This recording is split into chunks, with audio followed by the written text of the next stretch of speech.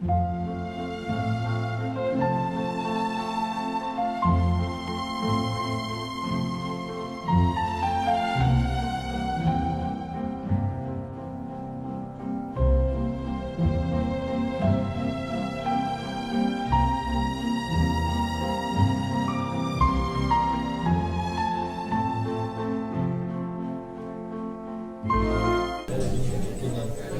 tardes a todos. No se escucha, ¿no?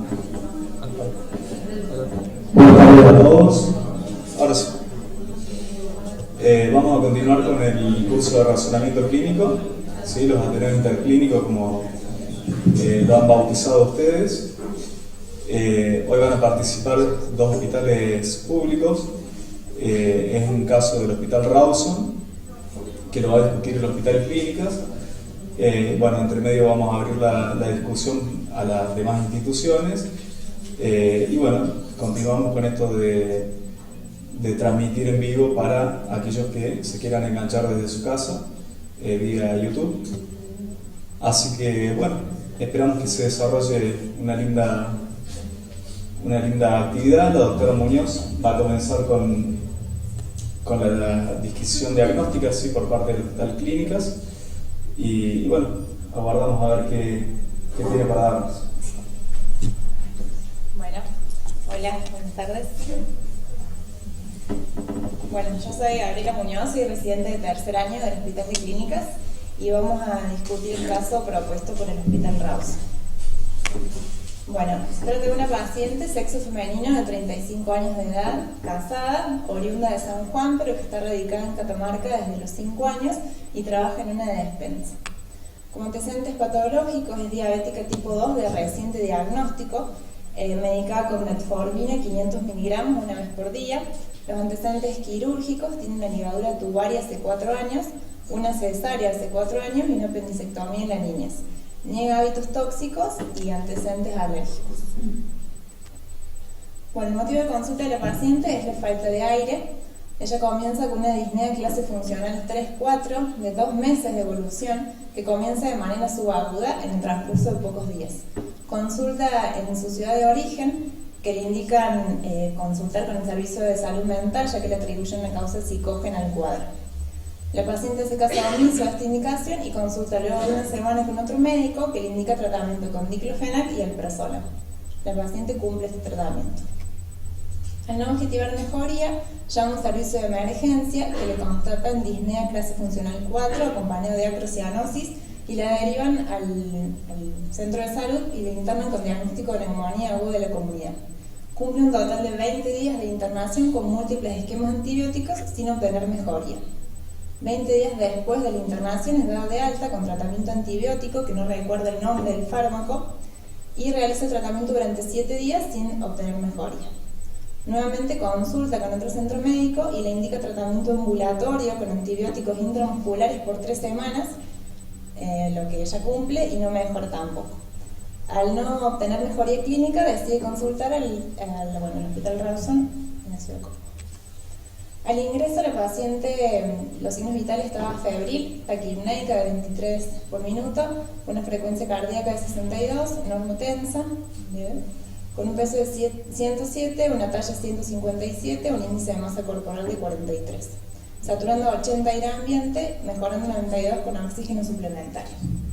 La paciente estaba vigil, orientada en tiempo, persona y espacio, con un Glasgow 15/15, sin signos de deshidratación, con acantosis nigricans en los pliegues del cuello, axilas y pliegues submamarios, con una lesión eritema-violácea en el pliegue del codo derecho y el glúteo derecho, piel marmórea cuando se quita el oxígeno. Edema 2 cruces hasta rodillas y no se palpan adenopatías. En el miembro superior derecho se nota un leve aumento de tamaño respecto al contralateral con dolor a la palpación de la lesión eritema-violácea. Una motilidad conservada. El nivel de cabeza y cuello, normocéfala con las ojos escleróticas subictéricas, conjuntivas rosadas y húmedas, las pupilas isocóricas reactivas y medias. La boca en estado regular, faltando piezas dentarias, la mucosa yugal húmeda. Un tórax simétrico y las mamas pendulares. A nivel respiratorio, un murmullo vesicular positivo con hipoventilación generalizada, crepitantes bibasales a predominio derecho, soplo tubario leve en zona media derecha, y bueno, los mismos, la frecuencia respiratoria 23, saturando a 80 aire ambiente.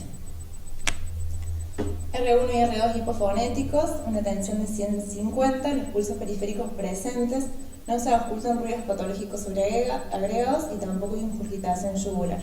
Abdomen globuloso, aumento del tejido celular subcutáneo, no doloroso la palpación, con los ruidos conservados. Puño percusión lumbar negativa y el somo también sin particularidades. En el laboratorio, bueno, lo relevante, glóbulos en rojo 5.340.000, hemoglobina de 15, hematocrito de 47, blancos dentro del rango normal, con uno segmentado 76, linfocitos de 20, plaquetas 224.000, 138 de glucemia, una creatina 1.14 con urea de 0.30, proteínas totales 4.92, albúmina de 3, una GOT de 174, GPT de 147, una GGT de 18, FAL de 160, bilirrubina total 0.67 con una directa de 0.29, colesterol 149, HDL 0.36, LDL 0.90 y triglicéridos 143, procalcitonina 0.06, sodio 132, potasio 2.68 con cloro de 95. Los gases arteriales de 7.46, una PO2 de 43.5, PCO2 de 42.5, un bicarbonato de 29, exceso de base de 5.5, saturando de 83, aire ambiente. LDH de 1363, CPK 3450, una fracción MB de 7 y una troponina menos de 0,01. El dímero D de 1245. Bueno, en la orina, una orina turbia, ámbar claro, con un pH de 5, proteínas una cruz, sangre 4 cruces, células epiteliales por campo 20, entre 16 y 19 leucocitos por campo, 9 y 10 hematíes por campo, 7 cilindros hialinos por campo, 2 hialinos granulosos por preparado y 6 cilindros granulosos por preparado. Se observa hemoglobina libre, moderada piuri y frecuente flora bacteriana. Se realiza una orina de 24 horas que se constata una creatina de 1,06, un clearance de 70 con una diuresis de 1400 mililitros. Un ionograma urinario, un sodio en la orina de 106, cloro de 126 y potasio de 65. Con un ionograma plasmático de un sodio 139, potasio de 3,12, cloro de 99, una creatina 1,05 y urea de 0,31. Se realiza serología pH y B negativa, antígeno de superficie de hepatitis B no reactivo, antígeno anticuerpo anticore no reactivo, BRL no reactiva, prueba treponémica no reactiva, factor remotovideo negativo, una PCR de 12 miligramos por decilitro. En la radiografía de tórax, bueno, nos observan, bueno, acá esta es la radiografía que nos mandaron. Nos observan lesiones en partes blandas ñóseas, mediastino centrado, con infiltrados algodonosos en ambos campos pulmonares, o predominan en los 2 tercios inferiores. Los senos costodiafragmáticos libres, con un índice cardiotorácico conservado. Una electroendocrino sinusal sin particularidad y un ecocardiograma Doppler normal. Una nueva placa. Se realiza también una ecografía de partes blandas del brazo derecho y del glúteo, que evidencia aumento difuso de la ecogenicidad y espesor del tejido celular subcutáneo en relación que constata una fluoritis y no se observan colecciones. Se realiza una tomografía de tórax, que no hay alteraciones en la pared torácica, se observa un patrón alveolar intersticial bilateral difuso, predominio basal, corazón y grandes vasos de morfología normal para la edad, no adenomegalias mediastinadas. A nivel del abdomen se observa parcialmente el hígado, vaso y polo superior de riñones que no muestran alteraciones. Esta es la primera tomografía que se realiza.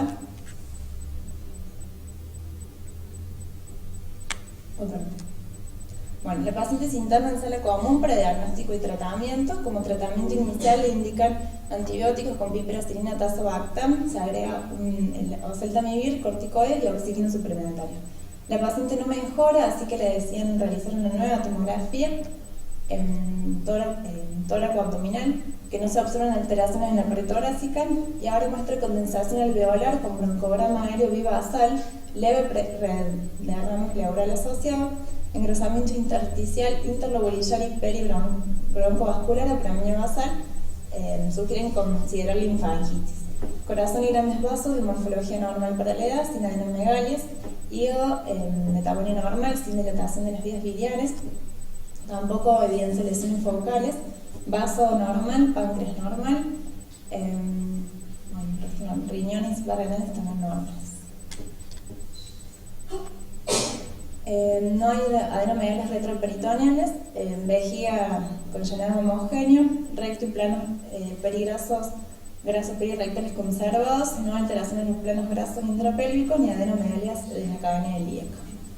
Útero de morfología y densidad normal para la paciente. Esa es la segunda tomografía.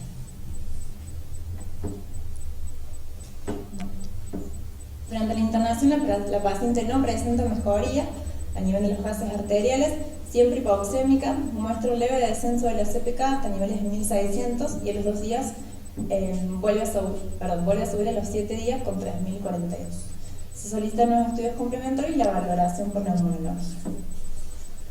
Bueno, acá resumiendo todo el caso, nosotros le pusimos lo más relevante. Trata de una mujer, paciente sexo femenino de 35 años, casada, obesa, diabética, tipo 2, medicada con metformina una vez por día.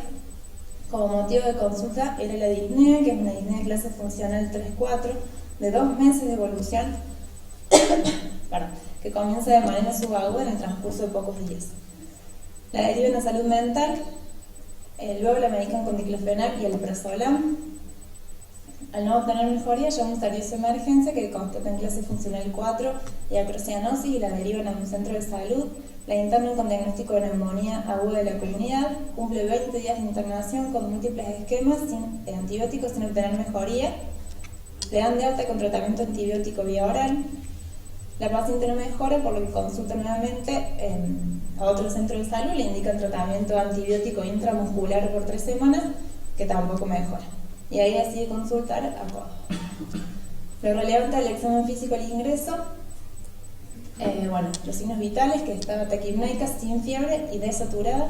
Estas lesiones, la acantosis nírica y las lesiones en pliegue de codo y de glúteo derecho, las escleróticas subictéricas, el aumento del tamaño en el miembro derecho, con edemas 2 cruces en los miembros inferiores hasta rodilla, los ruidos cardíacos hipofonéticos y a nivel respiratorio la hipoventilación generalizada con crepitantes bivasales a predominio derecho.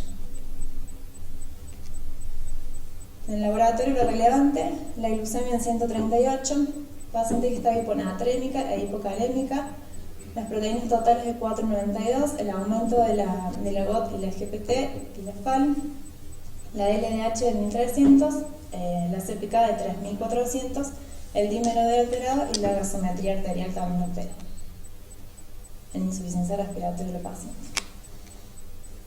De nuevo, lo relevante en la orina, lo que habíamos dicho, orina ácida con los cilindros hialinos, los granulomatosos, la hematuria, la microhematuria y la proteinuria, el aumento de la proteína C reactiva, los infiltrados algodonosos en los 2 campos pulmonares a predominio basal, la ecografía de partes blandas, que muestreamos solamente celulitis, la tomografía de tórax, que evidencia un patrón alveolo intersticial bilateral a predominio basal.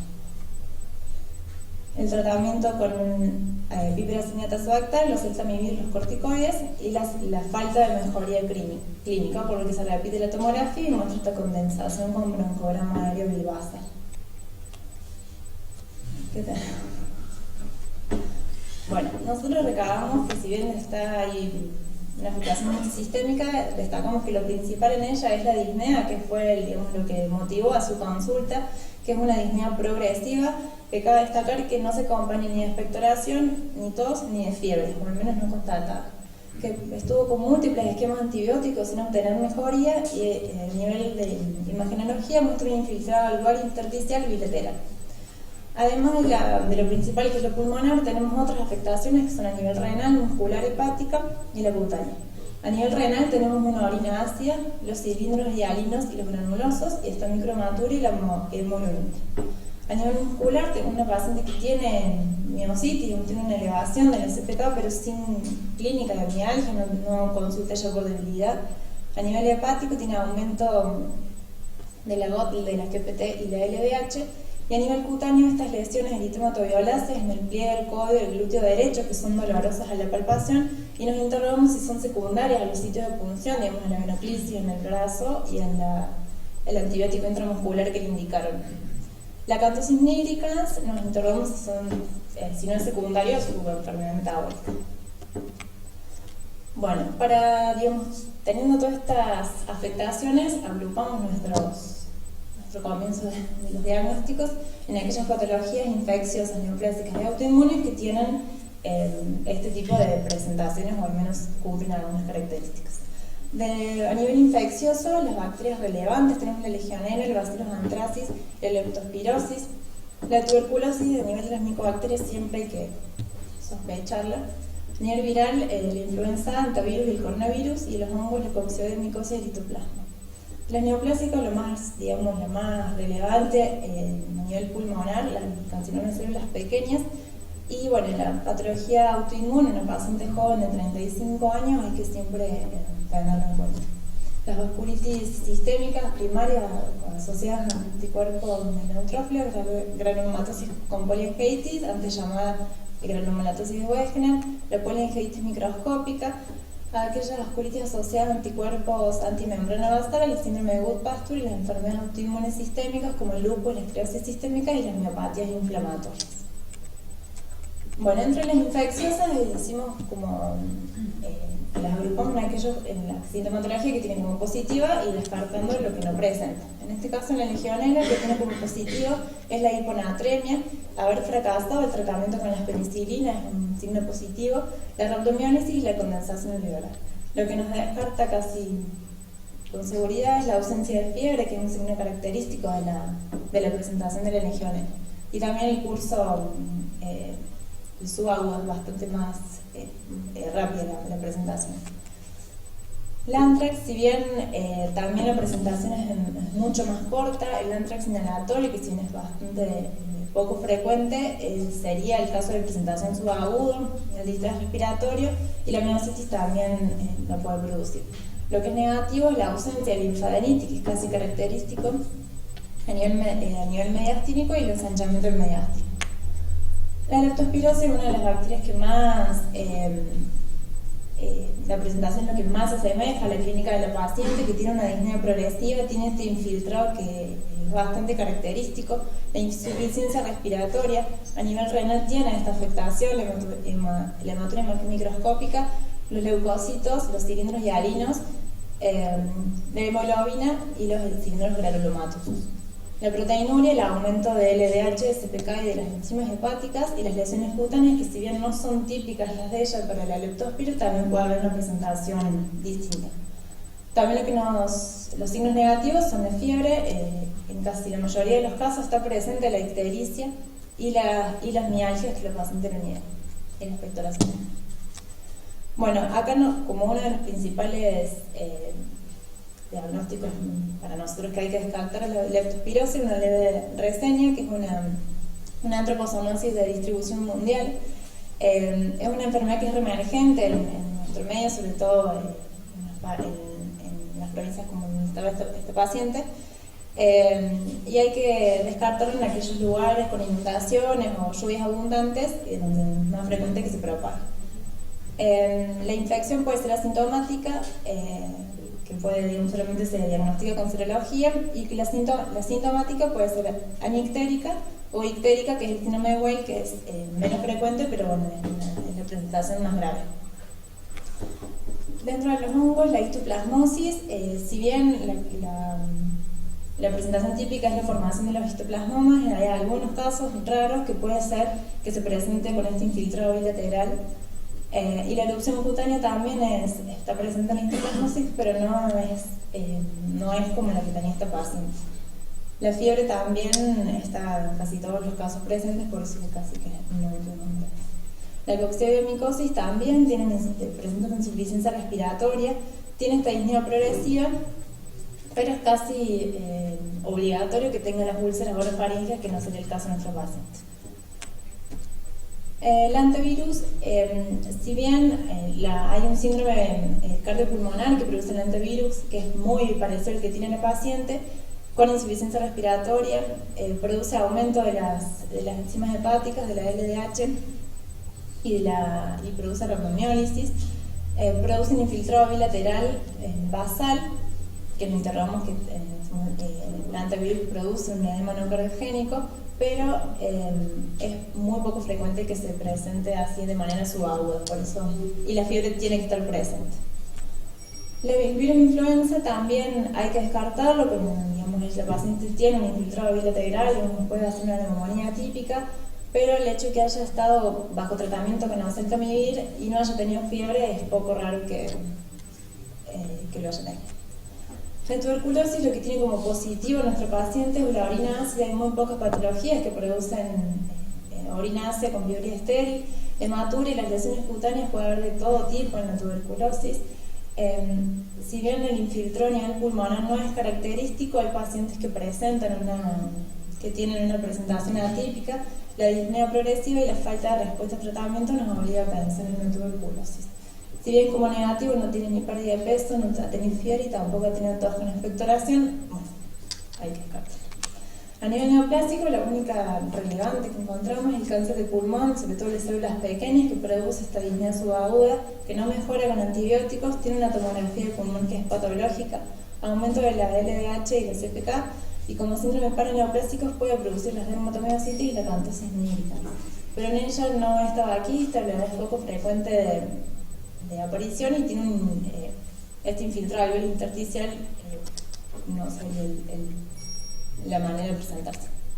Y dentro de las patologías autoinmunes tenemos aquellas patologías que se agrupan aquellas que producen el síndrome pulmón-riñón, es decir, afectación del pulmón y a nivel renal también tienen un toque. Afectación del pulmón es de manera bilateral, la afectación renal la hacen producción de hematura y tiene lesiones cutáneas.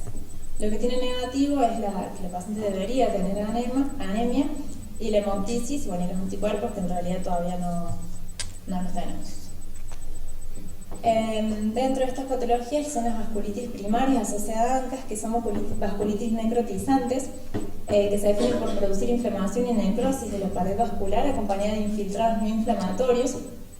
La vasculitis de anticuerpos anticitoplasma de la neutrófila son más importantes porque tienen afectación dijimos, a nivel pulmonar y a nivel renal, y las más características, la poliangiitis microscópica y la granulomatosis poliangiitis, que es lo que dijimos que antes se llamaba granulomatosis de Wegener, que si bien tiene varios criterios la paciente, no cumpliría con todos. Y hay que ver. Y dentro de las miopatías inflamatorias, si bien lo más característico de las miopatías es que la paciente se presente con debilidad muscular proximal, hay algunas patologías como la dermatomiositis amiopática que puede que falte esta presentación de debilidad muscular. Todos tienen como positivo la afectación cutánea, la miositis, que es la elevación de la CPK, la LDH, la GOT y la GPT, la disnea, que es de presentación subaguda, y el infiltrado pulmonar bilateral. Las miopatías inflamatorias son un grupo de enfermedades adquiridas del músculo esquelético que se caracterizan, como dijimos, por la debilidad muscular proximal e inflamación del músculo que puede ser reversible. Los principales órganos son el músculo, la piel y el pulmón, y otros órganos también se ven afectados a nivel, como por ejemplo el hígado. El tratamiento incluye los corticoides, los inmunodepresores y en algunos casos las terapias biológicas. Esta es una clasificación de las miopatías inflamatorias y destacando entre ellas la dermatomiositis amiopática, que es, como dijimos, una miopatía inflamatoria que se caracteriza por las lesiones cutáneas, pero falta la clínica de debilidad muscular, pero puede estar acompañado al aumento de la CPK. Este tipo de pacientes son los que tienen mayor frecuencia de complicaciones pulmonares, como las neumonitis intersticiales, el neumoniastino, el neumotórax o el enfisema subcutáneo. Bueno, volviendo al cuadro del principio, nosotros, si bien tenemos muchas cosas en mente, hay que pedir un montón de otras cosas para llegar al diagnóstico, que es lo que no tenemos. A nivel infeccioso, sí o sí le pediríamos un lavado bronquialveolar a este paciente y hacer serología, sobre todo para descartar la que dijimos, la leptospirosis, que si bien el lavado puede ayudar, hay que hacer serología y cultivar las secreciones. Lo mismo para los neoplásicos, hay que hacer una fibra bronco con lavado y toma de biopsia, y las autoinmunes con serología complementaria, cada una con su serología, el electromiograma y la biopsia del músculo y de las lesiones cutáneas. Nosotros nos quedamos con estos dos grupos de patologías. A nivel infeccioso creemos que puede ser una leptospirosis, y dentro de la autoinmune nos quedamos con las miopatías inflamatorias. Pero bueno, le pediríamos todo lo otro para descartar. Eso es todo.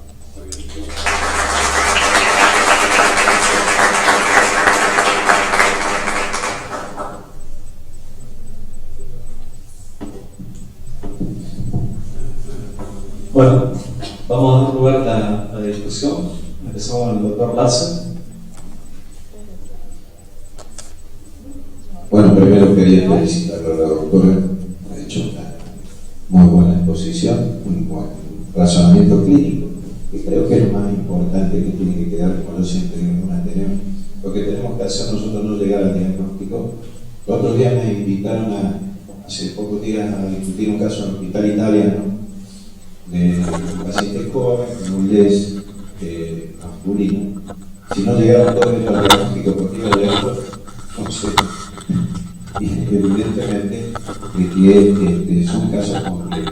Entonces, lo más importante es el razonamiento clínico, que todos aprendamos, que sigamos aprendiendo. Esto es lo mejor de la medicina interna, este tipo de atendios.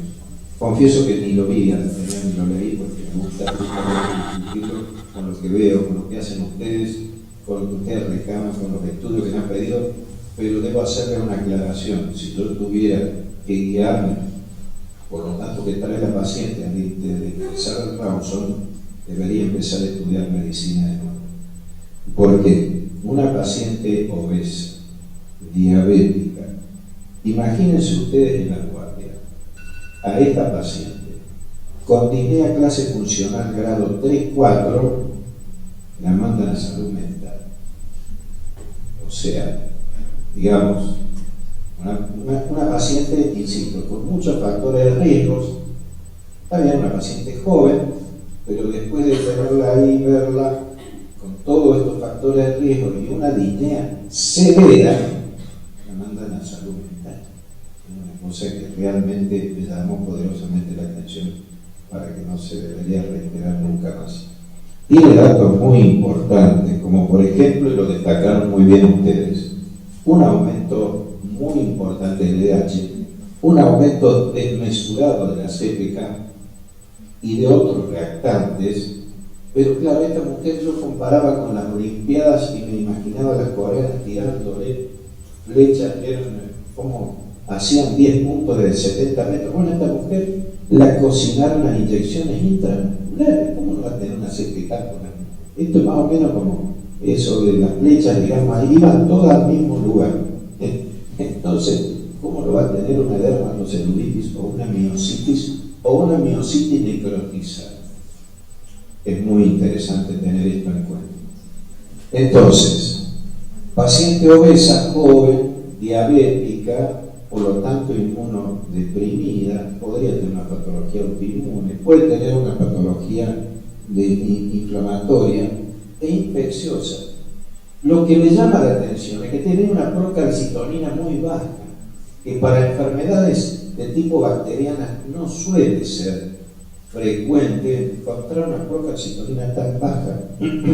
Si tuviera alta la procalcitonina, casi, digamos, no es que uno vaya a tener diagnóstico, pero se acerca un poco al diagnóstico quizás de alguna enfermedad infecciosa de tipo bacteriano. Se nos complica cuando la patología infecciosa es viral, parasitaria o micótica. Ahí sí, con la procalcitonina, digamos, tendremos que hacer otro tipo de depuraciones diagnósticas. Desde el punto de vista tumoral, tiene una acantosis nigricans. Miren, cuando vean una acantosis nigricans, por experiencia, siempre piensen en un TU, siempre. No importa la edad que tenga el paciente, es un síntoma, un síndrome, o si ustedes quieren, un signo paraneoplásico bastante importante a tener en cuenta, sobre todo en el cáncer de pulmón y en algunos cánceres digestivos. En el cáncer de pulmón es muy importante, yo creo que la doctora acá lo dijo muy bien. Es raro en una paciente joven, de 35 años, pero bueno, la camposis nigricans nos debe hacer buscar patología tumoral y descartarla. Faltaron algunos marcadores tumorales que pedí, probablemente a lo mejor se lo hayan pedido, a lo mejor no. Y por último, decir que evidentemente es un cuadro muy interesante porque paciente obesa con edema de miembros inferiores o inflamación o hinchazón, no sé cómo fue bien descrito, la paciente que podría haber tenido tranquilamente una trombosis venosa profunda.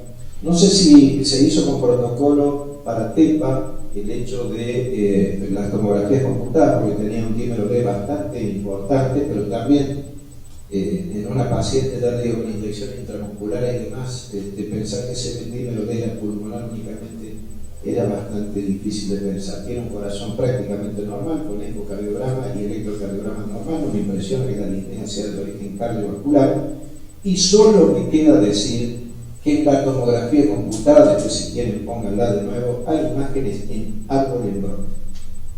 La tomografía computada, además de tener algún tipo de derrame pleural y algún tipo de imagen compatible con alguna neumopatía o compatible inclusive con algún TU, tiene imagen en árbol en brote, lo cual nos puede hacer pensar en la presencia, pese a esta procalcitonina, de esto que nunca debemos descartar como una TBC. Nada más que eso.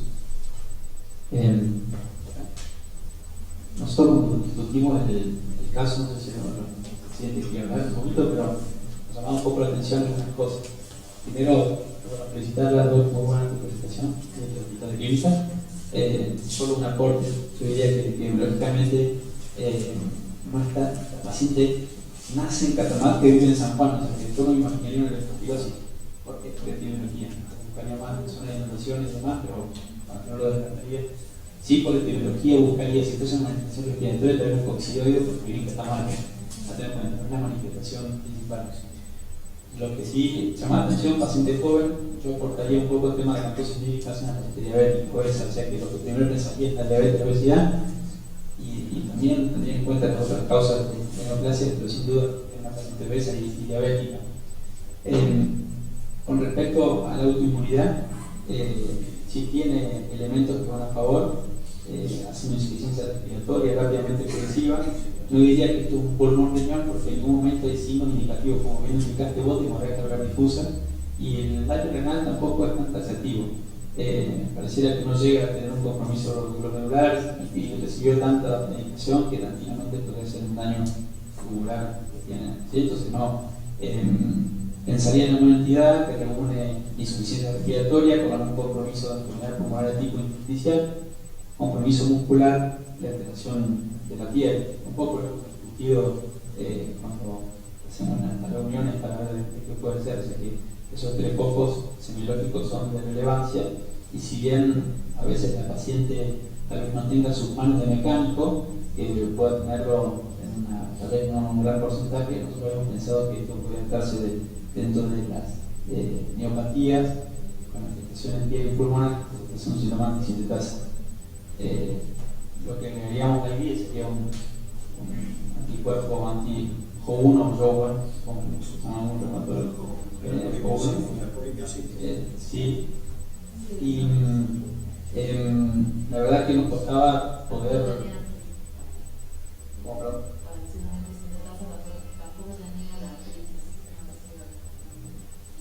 Típica, pero bueno, no lo descarto tampoco. Entonces podría ser tranquilamente mujer joven que realmente tiene algunos antecedentes de obesidad, diabetes, pero en realidad presentó rápidamente y no venía con una historia previa de alguna entidad. Y lo que sí, a veces lo que tratamos de razonar es que en realidad tampoco pensamos que esto puede ser una antisintetasa arenoplásica o una dermatomiositis arenoplásica. En realidad pues, tampoco venía con síntomas de previo de una neoplasia ni con un síndrome constitucional claro, ni con síntomas para sospechar de un adeno primario de un sector paciente joven. Así que bueno, nos orientamos porque había muchos datos a favor de ello, ¿no? Así que bueno, me encuentro, y bueno, en las afecciones reumatológicas, más allá de que uno en el examen complementario decir si procalcemia sí o no, leucocitosis sí o no, en realidad uno debe fijarse en la clínica y lo otro también, como tal, un examen complementario. Y tranquilamente un QC de una enfermedad de infección es ponerle leucocitosis muy importante, incluso de fiebre y demás, y confundir a veces con cuadros de entidad infecciosa. Y coincido con Oscar, por favor, es lo más probable, el psiquiatra. No, es una cosa antiética, pero bueno, menos mal que la paciente hizo caso omiso y consultó ahí después.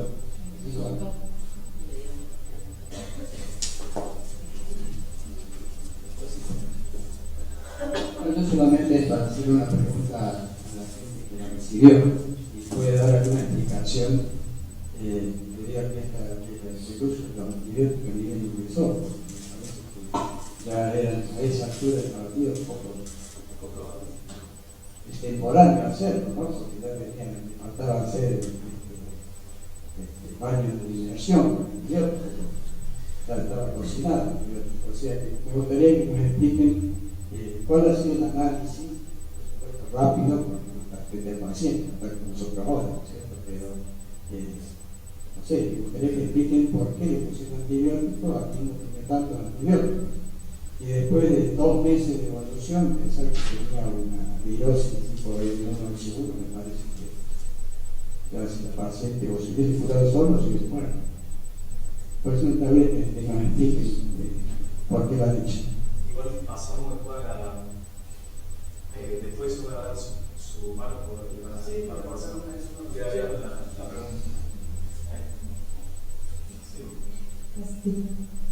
Bueno, nosotros en especial lo enfocamos tomando síntomas guiando la disnea, por la falta de resistencia a antibióticos, poca probabilidad de que sea algo bacteriano, pero son por las características. Pensamos que puede ser una neumonía intersticial, tratar algún tipo de neumonía intersticial, y bueno, relacionándolo con esto de la CPK,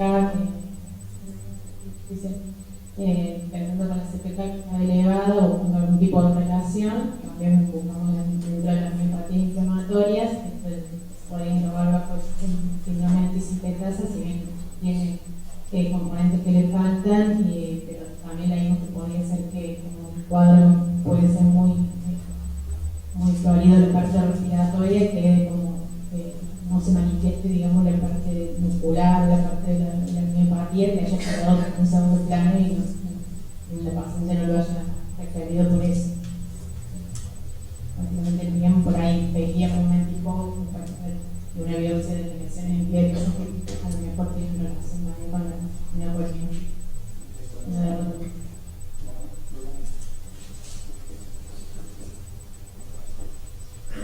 Bueno, lejos de aporte, creo que nosotros discutimos bastante el caso en dos encuentros que tuvimos en el hospital, en los sectores, y lejos de aportar, creo que voy a aportar unos datos para discutir. La prótesis, nosotros empezamos a evaluar signos, tomamos como síntomas de la disnea, acompañamos eso en las imágenes, le sumamos a la disnea en la imagen una imagen focal localizada en la base del pulmón, con un patrón de hiperticio alveolar y también infartitis informaba la tomografía, por ende lo tomamos como revolución crónica subaguda, también la clínica lo acompañaba, y por ende aislamos las patologías que tienen ese crecimiento clínico, la presbiteriana negativa también lo avalaba. Para las miopatías no había clínica y es muy difícil determinarlo. Sí tenía, como dice el doctor Nassen, transfusiones a repetición. Sin embargo, hay un dato muy importante que durante la internación la enzima, la CPK, disminuye y luego vuelve a aumentar en el contexto de corticoides, del tratamiento de patología respiratoria. Creo que eso también confunde más que ayuda a la resolución. Y lo otro es para la lactosa nítrica, por ahí como estaba en lugares descritos como de rosa, lamentablemente que aparecen en el síndrome de Tahuanto, lo tomamos como asociado al síndrome y no como pseudolactosa que también aparece en otro lugar. A nosotros no agregamos un diagnóstico, no pensamos en un diagnóstico definitivo, sí abordamos múltiples diagnósticos y bueno, obviamente no llegamos a cerrar el caso. Pero muy buena. Hay que parar también para que sepan los chicos, hay una cantosis lírica que es heredofamiliar. Y eso cuando veo pacientes con cantosis lírica, lo primero que el psicodoctor piensa en el cáncer de estómago del pulmón. Pero uno tiene que interrogar, porque si el paciente no es diabético, no tiene otra cosa, pero si el paciente por ahí consulta por una cosa, viene a la consulta por un chequeo o lo que sea, es poco probable que tenga un cáncer que no le dedique para contarse por eso, que debería tener un síntoma tal vez. Pero eso se descarta fácilmente porque habitualmente uno cuando le pregunta dice, sí, mi mamá tiene, mi abuela tiene y la cosa bien también. Entonces se tiene para pacientes jóvenes. Sí, o sea que hay que tener eso que está pensando. Bueno, yo soy de la clínica de Fabiola con Ignacio, lo que estuvimos un poco discutiendo, que lo encaramos bien desde la parte de una afección respiratoria y de una afección muscular, principalmente por las alteraciones del laboratorio que tiene la paciente. En cuanto al laboratorio, todas las características, un poco la doctora Werner me pueden un poco corregir, pero todas las alteraciones del laboratorio, como el aumento de la transaminasa, el aumento de la LDH, la CPK alta, que baja y después vuelve a subir, son todas características de la miopatía inflamatoria, junto con las alteraciones del piel, que bien no son típicas de dermatomiositis, lo tomamos como que podía encararse por ese lado. Entonces buscamos esta asociación con las enfermedades pulmonares y en ello encontramos que puede producir manifestaciones pulmonares, ya sean intersticiales, neumonía localizada, neumonía intersticial no específica. Entonces, en un cuadro respiratorio de 2 meses que no resuelve con antibióticos y con una procalcitonina baja, tomamos que podía tener una enfermedad intersticial no específica.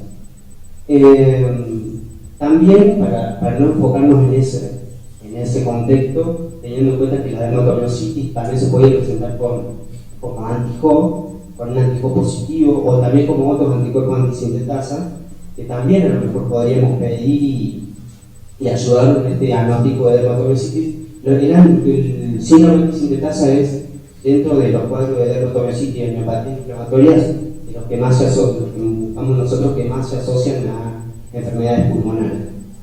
Y también, para no encerrarnos en eso, lo pensamos como un síndrome paraneoplásico. Entonces estuvimos buscando qué patologías tumorales se asociaban a estos procesos y en eso encontramos que las más frecuentes son los adenocarcinomas y por la edad de la paciente pensaríamos a lo mejor en seguir estudiando la mama, seguir estudiando la parte ginecológica también.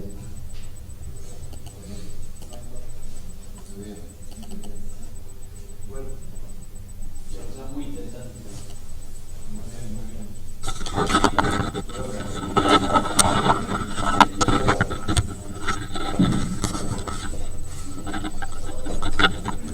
Yo coincido que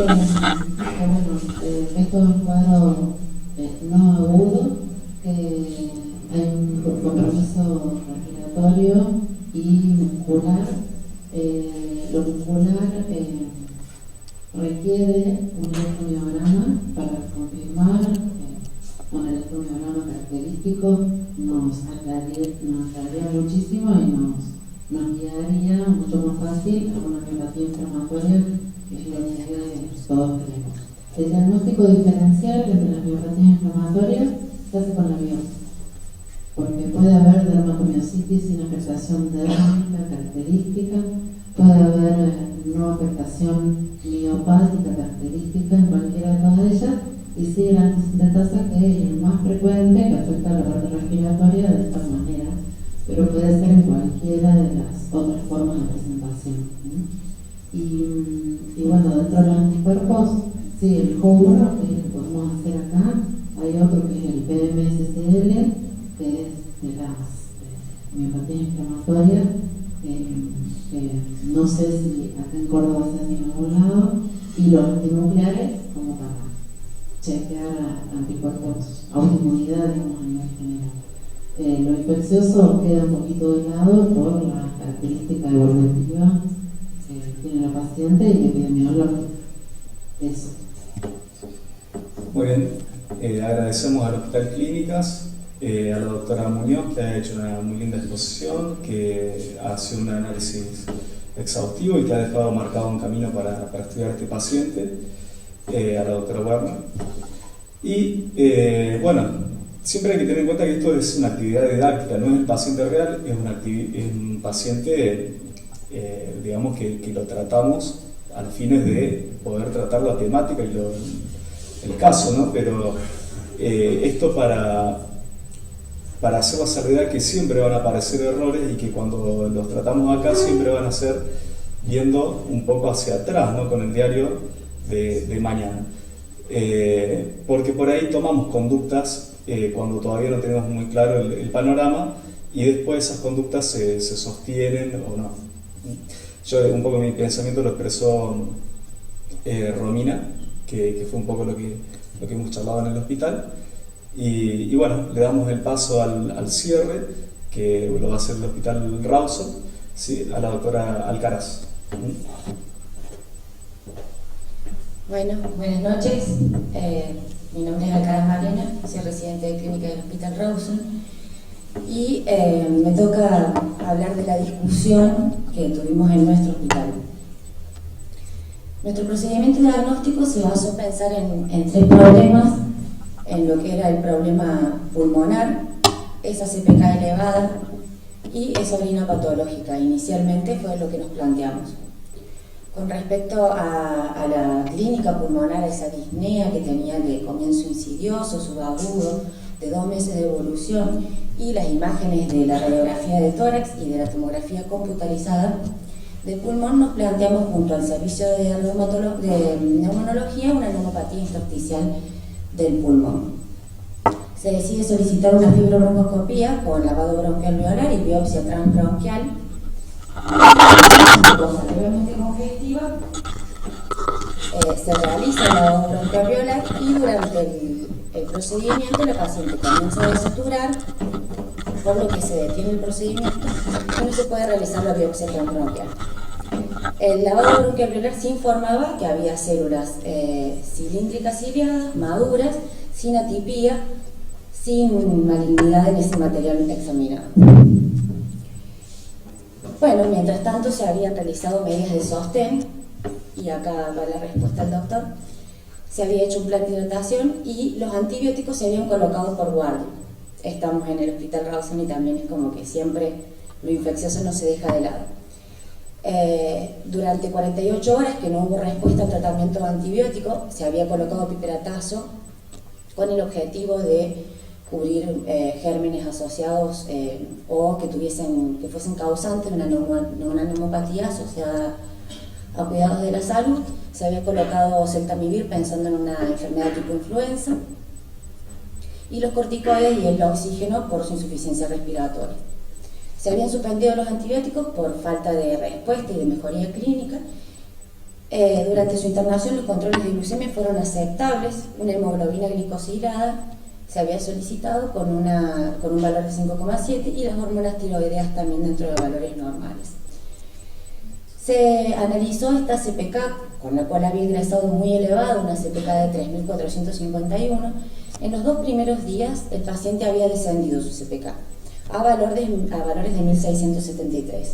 Pero en el día 7, luego de ese tratamiento de sostén de hidratación con el objetivo de proteger el riñón, vuelve a ascender a 3.042. Y finalmente va descendiendo hasta su externación. Se habían solicitado serologías inmunológicas con el objetivo de buscarle causas a esa enfermedad pulmonar intersticial que se había diagnosticado de forma presuntiva con la clínica y las imágenes, y lo que teníamos como positivo eran los anticuerpos antinucleocitos plasmáticos positivos en 1/320, una dilución significativa para nuestro laboratorio, con un patrón citoplasmático positivo. Se había solicitado complemento también, que estaba dentro de valores normales, y el anticuerpo anti-JOL1 positivo. Todos los otros anticuerpos sí se habían solicitado también, porque eran probables causas de la enfermedad pulmonar intersticial. Y teníamos que el anticuerpo antidenabicatenario, los anticitrulina, anti-RO, anti-LA, anticentrómero, antirribonucleoproteína y el esclero70, todos habían sido negativos.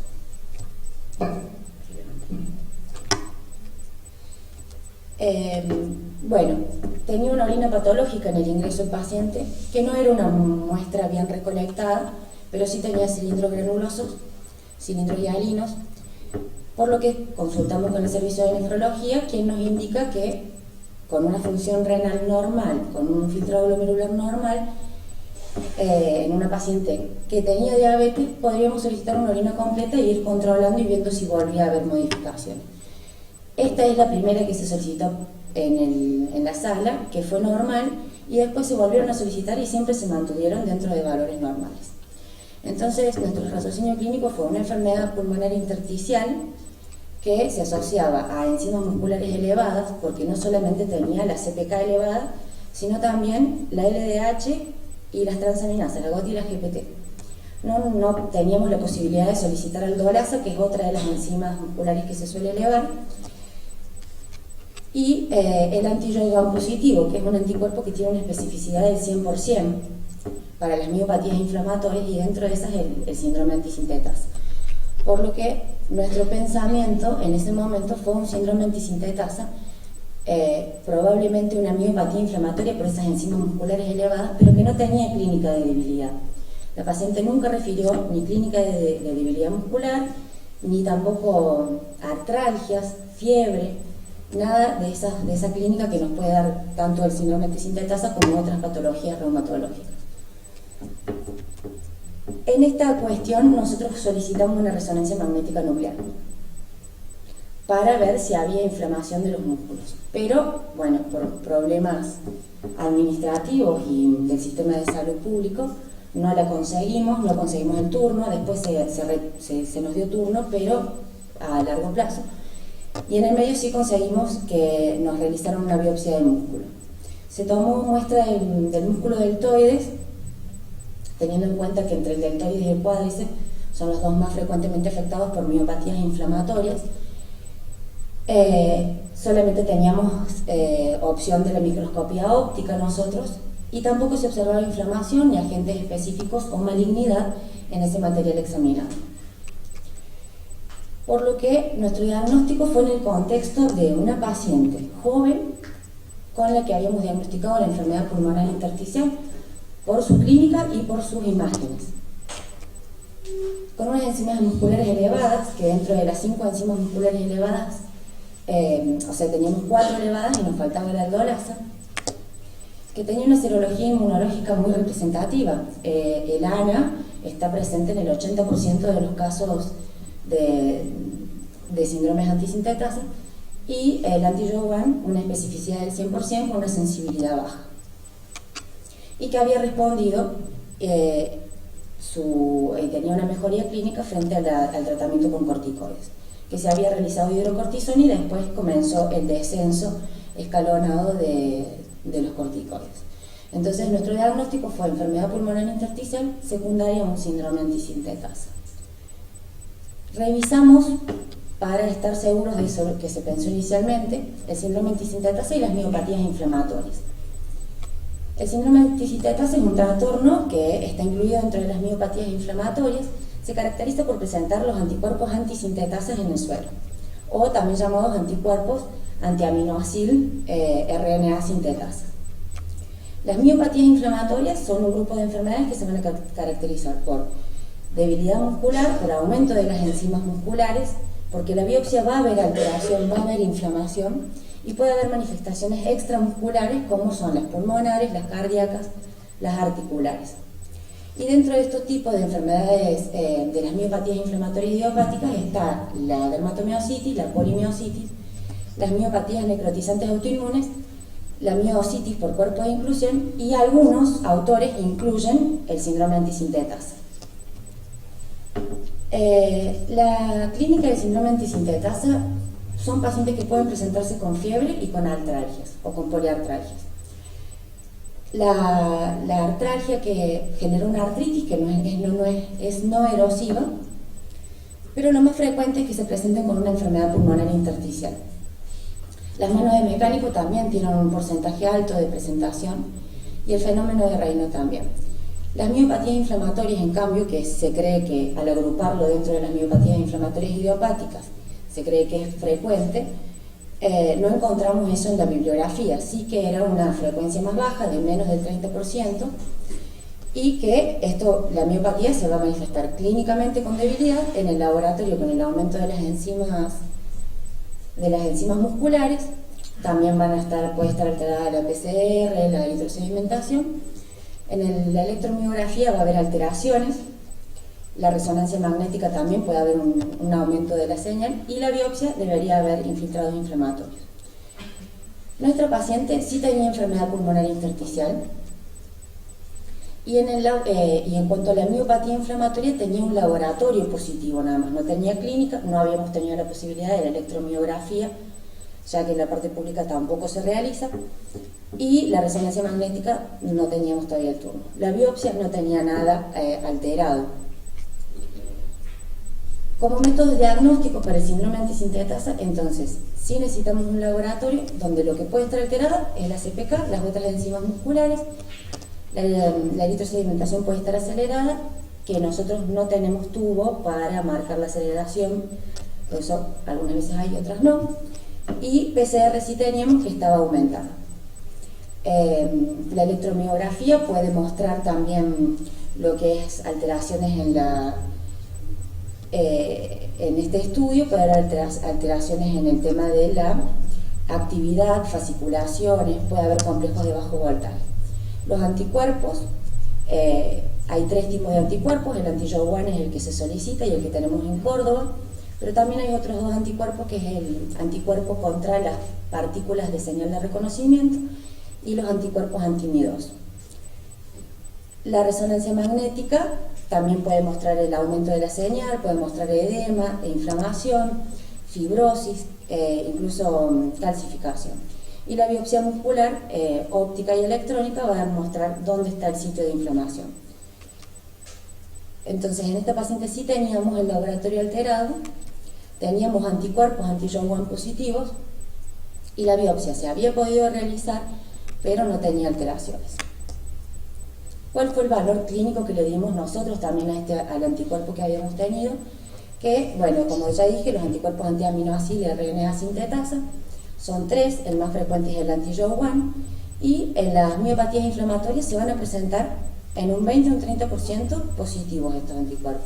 Y cuando hay una enfermedad pulmonar intersticial asociada, aumentan hasta un 60 o un 80%. Por lo que nosotros teníamos una paciente con una característica de lo que es la miopatía inflamatoria, que era la alteración del laboratorio, teníamos la enfermedad pulmonar intersticial, entonces teníamos un síndrome antisintetasa a nuestro parecer. El anticuerpo anti-JOG1 es un marcador de la polimiositis, de la dermatomiositis y de los síndromes de solapamiento, donde estas se pueden solapar con el Sjögren, con la AR, con el lupus, con la enfermedad, con la esclerodermia. Y esta especificidad y una sensibilidad baja del 25 al 30% se asocia a un curso severo. Anticuerpos que están dentro de la categoría de los JOG1 son el anti-PL7, el anti-PL12, el anti-EJ y el anti-OJ, que no teníamos acceso a estos, pero el PL7 se realiza en el Hospital Córdoba, por lo que estos anticuerpos, la presencia de estos anticuerpos es sensible porque son marcadores de las miopatías inflamatorias, de la dermatomiositis, la polimiositis y el síndrome antisintetasa. Una sensibilidad baja del 2 al 3%. Y como tratamientos, el tratamiento con corticosteroides va a ser más útil para aquellos pacientes que tienen clínica de la miopatía inflamatoria, es decir, de la debilidad. Van a responder mejor ellos. Esta paciente solamente durante la internación se le había realizado con el tratamiento con corticoides. El metotrexate, la acetropina y el micofenolato van a mejorar la clínica respiratoria, y nosotros a esta paciente la tratamos con azatioprina. Ya la metilprednisonona en pulsos endovenosas, las inmunoglobulinas endovenosas y la ciclofosfamida también en pulsos se utilizan para enfermedades más severas o refractarias. Para contar, porque esto ha sido un caso reciente que tuvimos, nuestra paciente volvió a control tiene interconsulta con neumonología para hacer la espirometría, para el control, tiene interconsulta con reumatología, pero ahora manifiesta debilidad proximal de los músculos que no la tenía en internación. Y eso es nuestro paciente.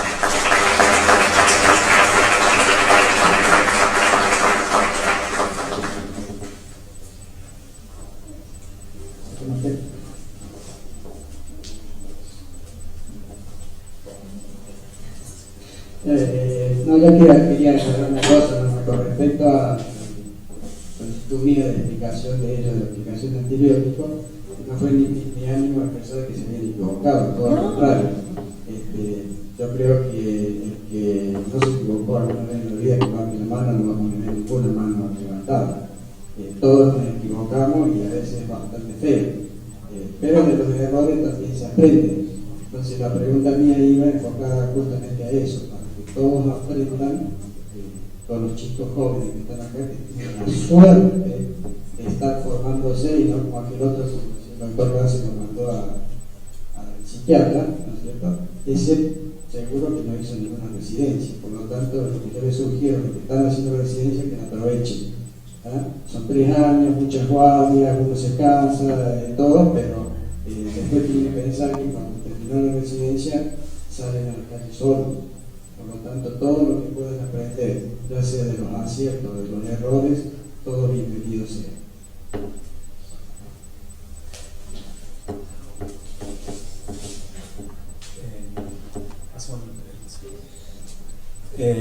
Bueno, agradezco a la gente de Rawson por hacer el aporte de este caso, a la doctora Alcaraz la felicito porque la presentación brillante.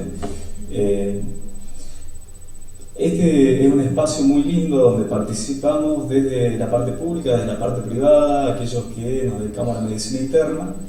La verdad que nosotros estamos muy contentos de ver siempre que hay un gran afluente. Y nada, quiero dejar, este caso, esta señora ha sido tratada en la parte pública, ¿sí? Y ha tenido la posibilidad de ser tratada en la parte pública, seguramente con muchísimo esfuerzo por parte de médicos y no médicos para llegar a todo esto, ¿no?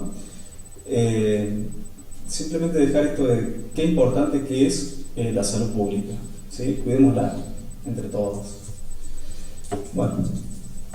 No, quería contar una cosita que me hiciste acordar. Habría que averiguar, en todo caso, porque yo tengo entendido que en la Universidad Nacional, en el Instituto de Biología Molecular, donde hay un microscopio electrónico, hacen estudios por microscopía electrónica.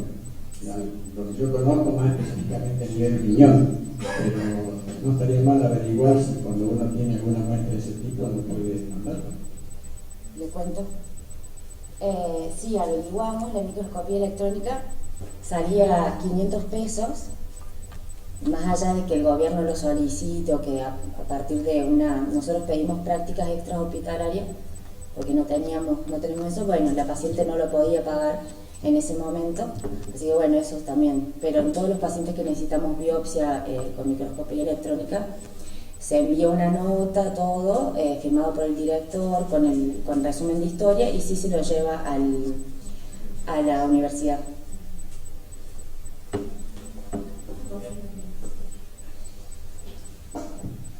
Con respecto a la miopatía inflamatoria,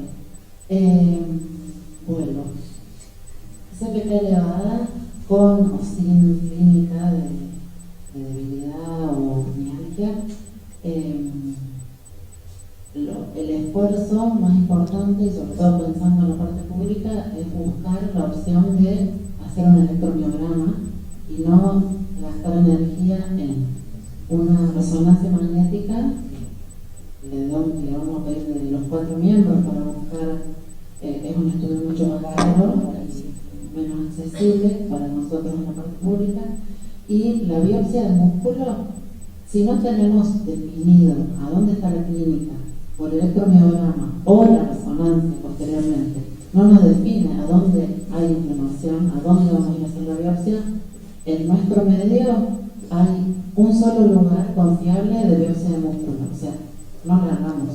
Es preferible buscar que el doctor Tom, que está en la Isabela, y que especialista. Es una biopsia que para manipularla es muy complicada, es difícil de analizar. Una microscopía, una hematoxilina de eosina de alguien que no tiene experiencia en análisis de biopsia muscular, por más que sea buen anatomopatólogo, no nos va a definir el diagnóstico. Por más que haya visto alguna inflamación y demás, no te va a definir qué miopatía inflamatoria es. Entonces la biopsia tiene un rendimiento alto, pero si sabemos a dónde vamos a biopsiar y quién lo va a analizar, si no, no vale la pena. Sí, bueno, era en nuestro medio, sí, no, seguro, era lo que a nosotros nos hacía dudar del caso, porque no teníamos, esa biopsia había sido tomada a ciegas, pensando en el músculo deltoide y el cuádriceps, sin electromiografía y sin la resonancia que nos marcara el sitio de inflamación o de alteración. O sea, de todas formas hicimos hincapié en el anticuerpo.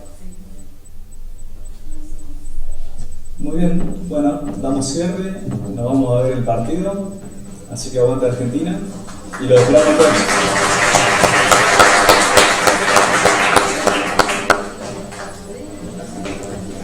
Pueden encontrarnos a Ateneo en la página, en YouTube, ¿sí? En Sociedad Medicina Interna, nos pueden descargar.